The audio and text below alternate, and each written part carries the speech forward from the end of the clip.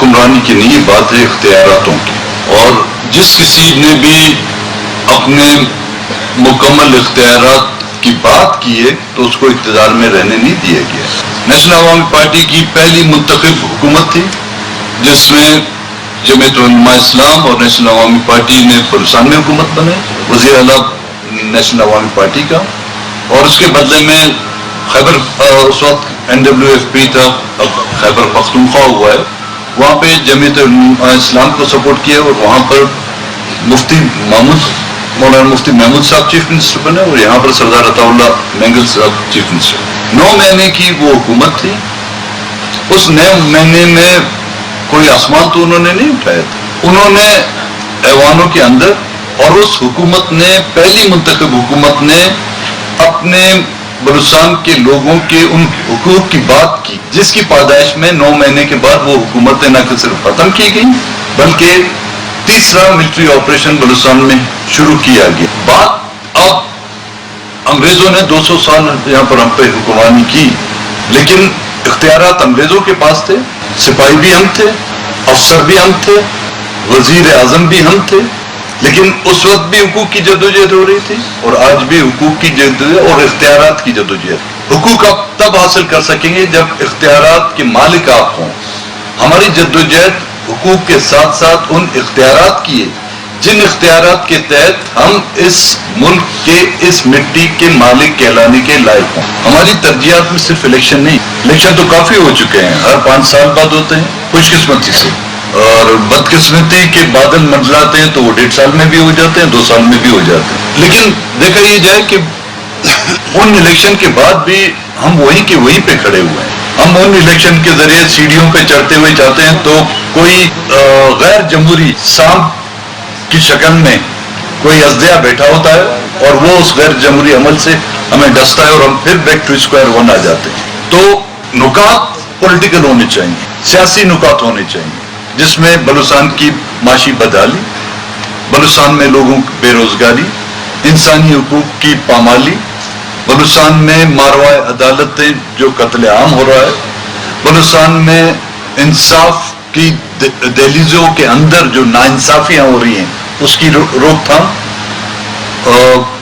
انصاف سے محروم افراد کو انصاف مہیا کیا جائے، اور مسنگ پرسنز کو بازیاب کیا جائے، ریٹ آف لا، قانون اور آئین کی جو حکمرانی ہونی چاہیے وہ ملک میں بھی ہونی چاہیے، بلوچستان میں۔ ملک میں کبھی کبھی اچانک سے آ جاتی ہے، لیکن ہم تو یہاں پر اچانک بھی اس کو نہیں دیکھتے، تو ان نکات پر کوئی بھی آنا چاہتا ہے، بالکل ہم تیار ہیں، ایک پارٹی بناتے ہیں، ایک پارٹی بنائیں، کوئی الائنس بنانا چاہتے ہیں اس پر الائنس بنائیں، لیکن ٹاپ پرائرٹی جو ہے یہ ہو، الیکشن جو ہے نا وہ سیکنڈری ہو۔ بلوچستان کے اس کاروان جو روز اول سے طے کیا ہوا ہے کہ ہم بلوچستان کے احساس محرومی، بلوچستان میں ہونے والے ناروا سلوک، بلوچستان کی بدحالی کا خاتمہ، اور تعلیم، صحت، انفراسٹرکچر اور دیگر مراحتوں سے جس کو روز اول سے بلوچستان کو نظر انداز کیا گیا ہے، اور بلوچستان میں ہونے والے انسانی حقوق کی وہ خلاف ورزیاں جس کے لیے روز اول سے ہم آواز اٹھاتے آ رہے ہیں، اور موجودہ حالات کا اگر ہم جائزہ لیں، آپ نے دیکھا ہوگا گزشتہ کئی دنوں سے میں کوئٹے میں میرا قیام ہے، لوگوں کا اس انداز میں بلوچستان نیشنل پارٹی میں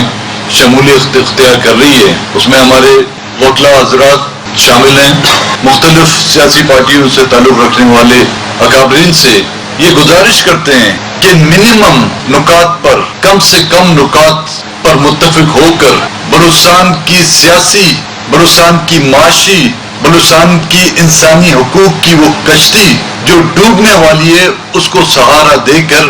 ہم اس کو کنارے پر تک لے آئیں۔ یہ ان دوستوں کے لیے بھی ایک دعوت کا راستہ ہے جو ابھی تک بھٹکے ہوئے ہیں، جو ابھی تک اپنی منزل کی تلاش میں ہیں، جو ابھی تک یہ فیصلہ کر نہیں پائے ہیں کہ ان کو کس سمت جانا ہے۔ ہم ان کو بھی دعوت دیتے ہیں کہ وہ بھی آئیں، اس کاروان میں شامل ہو۔ اس میں نہ قیادت کی کوئی شرائط ہے، اس میں نہ کسی عہدے کی جو شرائط ہیں۔ ہم بھی ایک کارکن کے تحت ان کو بھی ہم کارکنوں کی تحت حیثیت کے طور پر دعوت دیتے ہیں کہ اس میں شامل ہوں۔ جب ہم بلوچستان کے جمع مسائل کو حل کرنے کے لیے نیک نیتی کے ساتھ جو ہے اس کاروان میں شامل ہوں گے تو تفرق نہ ہونا چاہیے ہمیں کہ کون قیادت کر رہا ہے، کون کس کے پیچھے چل رہا ہے. میں بحیثیت کارکن ان کے پیچھے چلنے کے لیے تیار ہوں. جو کوئی بھی بلوچستان کے حقوق کا علم، بلوچستان میں ہونے والی انسانی حقوق کی پامالی کے خلاف جمہوری انداز میں میدان میں اترتا ہے، قیادت کو ایک طرف رکھ کر میں ایز اے کارکن ان کے پیچھے چلنے کے لیے تیار ہوں. میں بلوچستان کے عوام سے بھی اپیل کرتا ہوں کہ وہ بھی اپنے دوست اور ہمدرد اور ان عناصر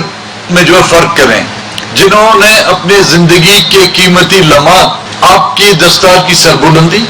آپ کی نمن و ناموس، آپ کی عزت اور آپ کی غیرت کے لیے وقف کیے ہوئے ہیں، اور ان عناصر میں بھی فرق کریں جنہوں نے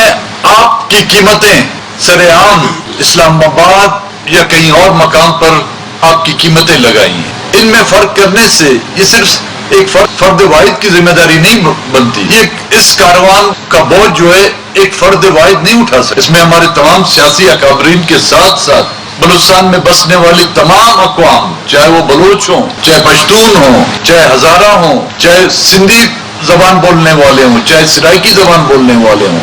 چاہے یہاں پر بسنے والے وہ سیٹلر ہیں جن کو ہم بلوچستانی کہتے ہیں، ہم تمام کی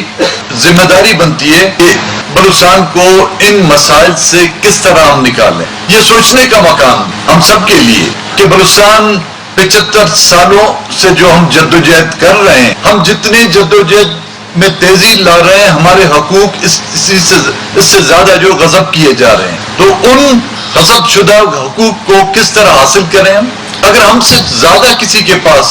کوئی آئیڈیاز ہیں وہ ہمیں آ کے بتائیں. اگر ان کے پاس ہم سے زیادہ کچھ معلومات ہیں یا کوئی راستہ ہے ہمیں آ کے بتائیں. ہم تو پاکستان کے آئین میں رہتے ہوئے ایک جمہوری سیاست کے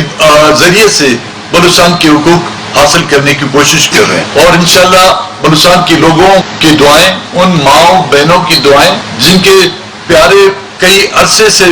ان سے جدا کیے گئے ہیں، ان کی دعاؤں سے انشاءاللہ ہم اپنی منزل مقصود تک پہنچنے میں کامیاب ہوں گے. لوکل جو ڈومیسائل کا جو مسئلہ تھا، یہ گزشتہ ہمارے جو 2018 کا جو الیکشن تھا اس کی مینیفیسٹو میں شامل تھا. ہم کوشش کرتے رہے، اپنے دوستوں کو بھی ہم نے کہا تھا، لیکن کیونکہ میجورٹی ہمارے ساتھ نہیں تھی،